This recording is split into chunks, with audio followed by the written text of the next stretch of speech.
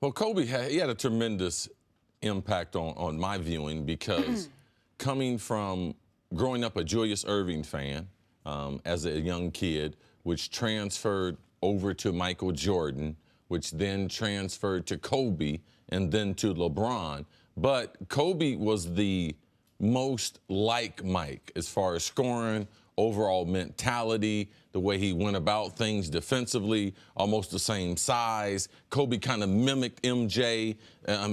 So for me, it was like he was the closest thing, especially from a basketball standpoint, to Michael Jordan that we saw. So, and with Michael being my favorite player at the time, it was great because the Lakers, since I was a little kid, my brother was drafted by the Lakers. The Lakers have been my favorite team.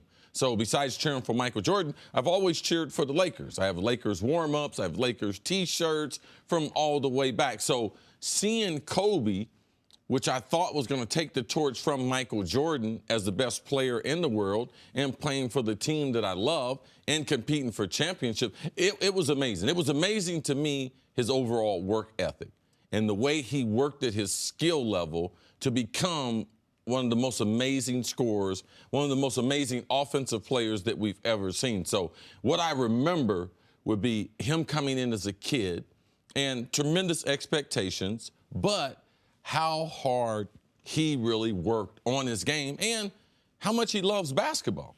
Those would be the things that to have the lasting impression of Kobe Bryant on me. And longevity. Kobe in year 17 gave you 27, 6, and 6. In year 17. Year 18, his body broke down, but he had basically from year 2 to 17 just a tremendous run. And I want to say some facts about Kobe Bryant. He's the second best two guard ever, behind only Michael Jordan. He is without question one of the 10 best players in the history of the league. And he is undoubtedly one of the most fearless players in the history of the league. However, with all of that in his column, we also have to be honest about one of the reasons Kobe is idolized the way he is, not just because of the Lakers and not just because of the championships. It's because sports fans fetishize almost the style in which he played, which is the I will always take the last shot style, even if that wasn't the right play. Kobe in his career had 40 game-winning attempts, or 40 game-winning makes, 40 shots to win the game for his team that he made, 9 more than any other player during that span. But that was on 151 of those attempts. That's 42 more than any player in that span. So one of the things we always hear about Kobe is, who would you want to take the last shot? Well, the answer probably isn't Kobe, but the answer is Kobe definitely would. And I give him credit for that, what he would call Mamba mentality. I don't know that it was always the right basketball play, and I don't know that we can disregard the parts of Kobe's game that pushed away some potentially great teammates. That maybe is one of the reasons the end of his career went the way it did aside from the injuries. But he's undoubtedly one of the 10 best players ever, and he's undoubtedly the second best guard ever. I don't think he's best player in his era, and I don't think he's the most dominant player in his era, but that's because he was in an era of great basketball players. For me, I was in Philadelphia covering sports.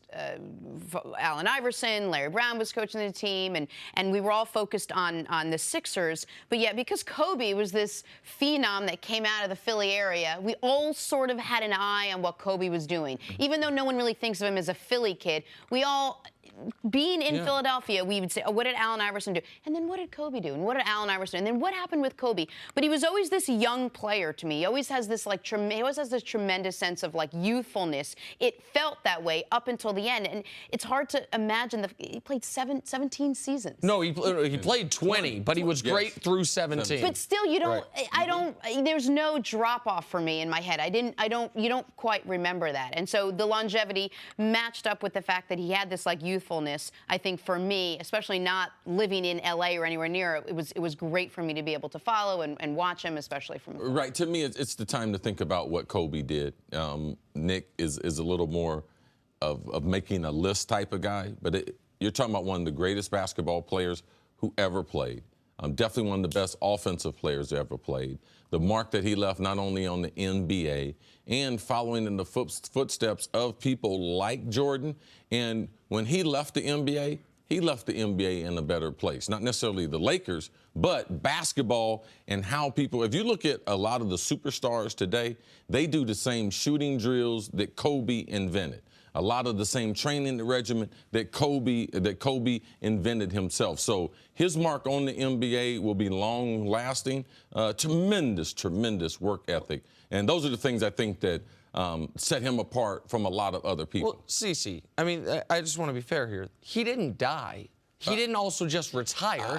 We can do what he just had both jerseys retired. Yes. We can do a fair to I think what's going to happen today, much like what happened, and I got it. Listen, and I stood back his final game of his career, the game he had the 60 points. That was a day for celebrating Kobe. That was unbelievable what he accomplished that day and the 20-year career with the Lakers.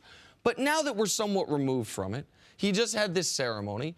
I don't think it's disrespectful or unfair to have the conversations about, was Kobe the best player of his era? Because a lot of people are going to be saying that. And at least for me, the answer is no, that's Tim Duncan. Was Kobe the most dominant player in his era? The answer to me is that no, that's his teammate Shaquille O'Neal. I know we had Magic Johnson, we'll talk about it later in the show, say Kobe's the best Laker ever. Well, if we're being fair, he's probably close to the 4th or 5th best Laker ever than the best Laker ever. So we can do. But the question was, what do you remember? And it's obvious that you remember more negative things about Kobe than anyone else. I mean, no. I don't. No, he didn't die. No. But they did retire 2 jerseys of his last night. Correct. Okay. And so I guess if I want to specifically answer the question fairly, if I had to give a one-sentence my memory of Kobe, an all-time great who has been overstated by his deepest fans, by his most diehard supporters, because of the style in which he played. And it's a style, like you mentioned it. You mentioned the key part that I totally agree with you. He, not LeBron, is the closest player to stylistically Michael Jordan.